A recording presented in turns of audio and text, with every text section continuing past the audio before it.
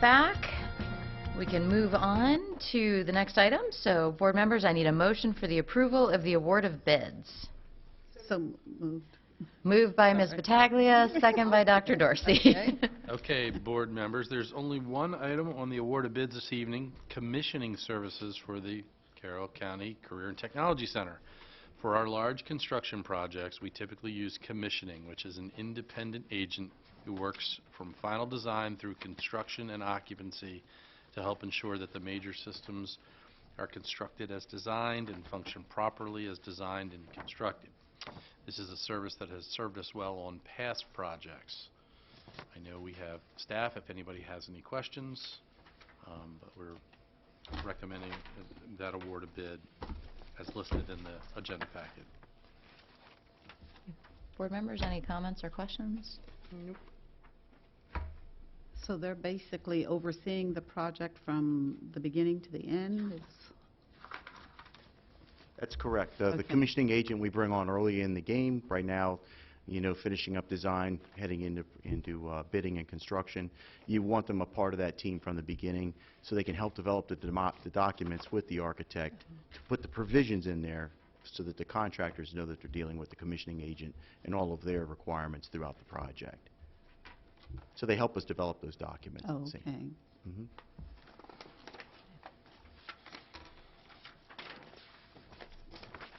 And I recall Mr. O'Neill saying at some point in the past that this service has served us very well Yes. in the past. Absolutely. It's a requirement on lead projects. This is not a lead, required project, but we do them on all of our major projects to keep us moving through. There's a lot to go into commissioning of all of our systems, from the programming side to the ATC or automatic temperature control sequences. There's so much going on with that to make sure everything's working properly and installed properly from the beginning. And the company that we're actually awarding the bid to, or that we're recommending to you, have we ever worked with them in the past? No, we have not. Okay. But we've checked with all the references, and they have great reviews with the references that they've worked with. So. Okay. All right. Board members, everybody good? All right. Then with that, I will call for the vote. All those in favor? It passes unanimously. Thank you. Okay, and now we need a motion for the approval of the change order for Westminster High School facade project. So moved. Moved by Ms. Battaglia. Second. Second by Mr. Kyler. Thank you. Thank you, Mr. Kyler. All right. The board members, I did note during the construction report earlier in the meeting, the approval of the change order for the Westminster High School facade project that we'd be bringing. Now that the facade has been fully assessed and all areas requiring immediate attention identified, this change order requires your approval to address those areas. Of course, we have Mr. Prokop here to answer any questions you might have.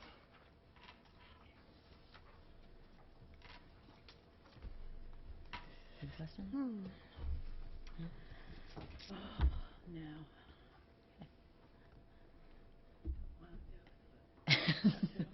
I say just take a deep breath. Get it fixed. Breaths, right. So the cost to perform the additional work was, so the original phase, the initial phase was 500,000, and this will The take it up two- to 900,000 total? The first two phases is actually 3 sections of A wing, incorporates 3 sections of A wing and the entrance.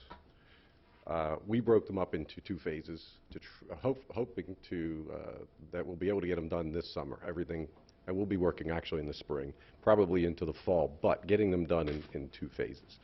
So the total for those 2 phases was about $909,000. Okay. And then this 430,000 is on top of the 900,000, and then there's another phase still. No, this should. That's this it. is- That's it. This addition. This will be the end of it. This should be the end of the, yes, and this is the D wing. The work Okay. for the first phase was the A wing and the main entrance. This is D wing. Okay.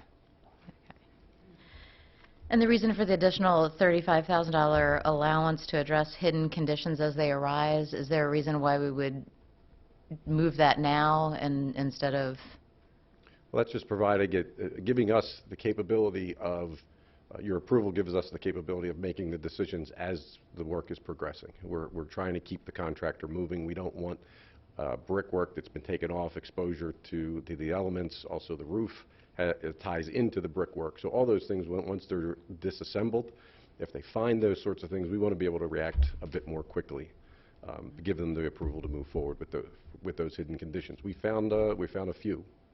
Okay. Unfortunately, conditions that didn't meet the original design installation.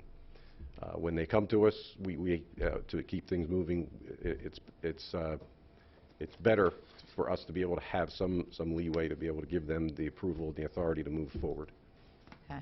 quickly.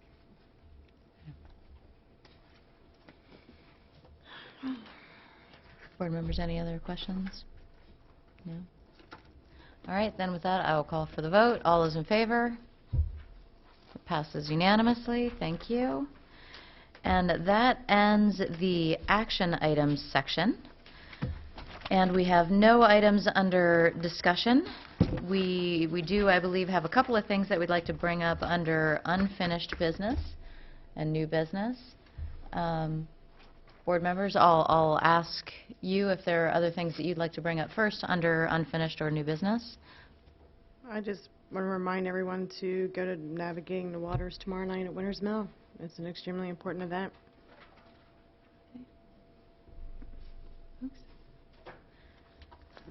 Anybody else? Okay. A couple of additional things that we did want to bring up were the discussions that we were having with the Media Center about NFHS. We wanted to bring that up as a topic because we know that we've been hearing some things out in the community. There were some concerns with the community center, I'm sorry, with the Media Center about the contract with NFHS and whether they would lose some of their rights to videotape some of the games around the county that they use with student volunteers and Right, so we've met with the Media Center folks. We have communicated any potential conflicts with NFHS. Ms. McCabe can speak to this. As we look at a potential contract with NFHS, which would come to you all for approval, we're also we'll be sitting down with the Community Media Center to make sure they are comfortable with whatever that is. We don't want to take anything away from the Community Media Center or not allow them to have rights to the couple of games that they'd like to provide. So that as Dr. Lockhart said, we're going to make sure that the CMC is comfortable with the terms of the agreement and that everyone wins in the situation. We won't move forward unless the Community Media Center is comfortable with it. Okay. Ms. Herbert. Yes, and I did talk to Mr. Turner. He asked me to come meet with him, and I assured him that I'm not going to vote for this if they are not protected in no way, shape, or form. And I am an athletic person, and I'm always up for that, and I understand that. But it's all about relations. Right. And we value our partnership with yes, CMC. and that would not be the right way to go. Thank you. And that was my message to Mr. Turner as well, that we value that partnership. We're going to make sure that we do this right. Yep. And but I knew that there was some hubbub that was being discussed out in the community, so I just wanted to make sure that we said that in the open, out. Say it loud, say it often, right? Okay. Right. And I think Mr. Turner did his job. He was networking, I think, with all of us. So, right. again, thanks for bringing it up, and I agree that we don't need to jeopardize our relationship with CMC. Right. Excellent. Okay, and then one other item that we had talked about, so several of us did go to the Youth Apprenticeship Program a couple of weeks ago at Winters Mill High School, and Mr. Eccles did a fabulous job with that, and I just wanted to put it out to the board to request. I would love to have Mr. Eccles come and give a brief presentation to the board, maybe at the next upcoming board meeting. I think it would be a fabulous thing for the broader community to hear about these opportunities for the kids. So just want to make sure that everybody is on board with that, making that request of Mr. Eccles. Yes, and we actually thought it might be, I know there was also a recommendation or request also in regards to our whole process around CTE as well. We could tie those in together and we could talk about how students qualify, what kind of spots we have open in our comprehensive high schools as well as in our center as well. So if you'd like, we can put those two things together and accentuate the apprenticeship piece. I think that's fantastic because we really wanted to address, like, even though we just approved the construction documents and everything, we know that we had an additional discussion that we wanted to have about what is the rubric for being able to get into career and tech. So I think that, Absolutely. does everybody agree that Yes. combining those, I think, is a great idea? Changed. Make it a current tech night. Yep. There you go. All right, fantastic, thank you. And the last one was, I know we've brought it up on several occasions about having a work session to look at Pillar 1 results and talk about all the things that we're doing in terms of impacting the plans and impacting the metrics that are in the strategic plan. And so I'd like to, we've said it several times, but we haven't actually acted on it. So I'd like to make sure that all board members agree that that's a work session that we would like to have and that we can Put it on the schedule. say that, okay, yeah, we're going to schedule one of those. I believe preliminarily, the chief spoke, and we were potentially looking at a May date, Dr. Lockhart. I think we talked about it at the table, and what we plan to do there is not only dive deeper into the report card, but also at that time do our annual updates to the strategic plan, wherever metrics need to be updated, as well as any type of measures that need to be changed. Okay. Right. If you remember, when we approved the plan, we built in, I think it was May, as the sort of annual update. So that was the time when we would say, let's look back at all of the things, what tweaks do we need to make, what adjustments, what things have Right. we achieved. And we have our what need to control update. document that will basically identify every time we make any type of change in the next iteration. Right.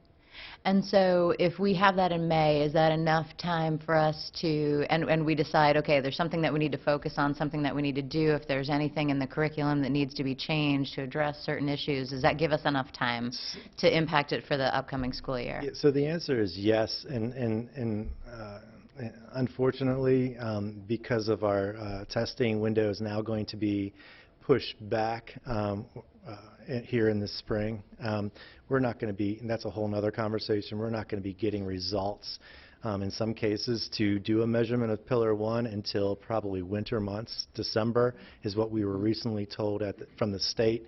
So we're going to have, usually we would have our results in the summer to be able to provide the September Pillar 1 update. And because of the new New MCAP and the standard new MCAP setting. and standard setting, they informed us last week that we probably won't have any type of solid metric until December per se, or maybe January, about the same time the report card's being released. So that'll probably be That makes next year challenging. We just It got does. this information last week at our Yeah. state meetings. It kind of reminds me of the old MSPAP when you got that data in December and you started testing in March. It was a little bit hard, but that's why we have local assessment And measures. it really does, yeah. Right. It brings, an emphasis, as it should, on our local assessments and moving towards more formative measures and those types of things to make sure that we have our measures and we can go ahead and start to identify the relationships to the state test, no matter what they bring. We'll be able to show that relationship, hopefully.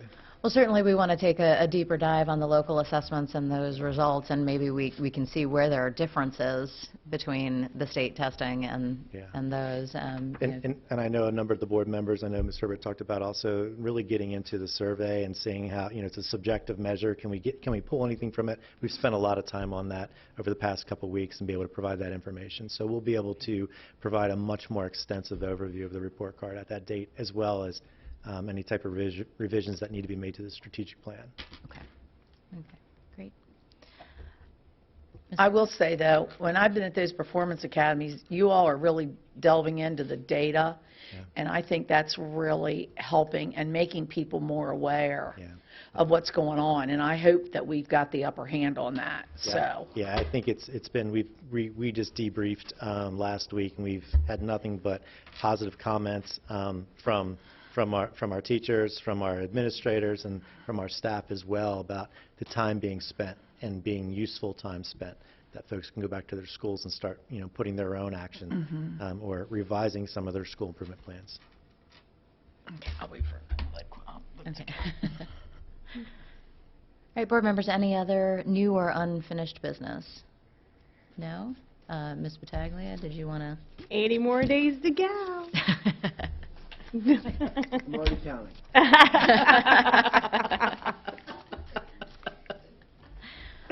All right, so Commissioner Frazier, you'll get used to this. We do something like this at the end of Dr. every Lockett. meeting.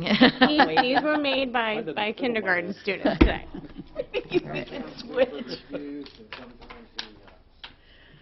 All right. Oh, there we go. Okay. And 100 days.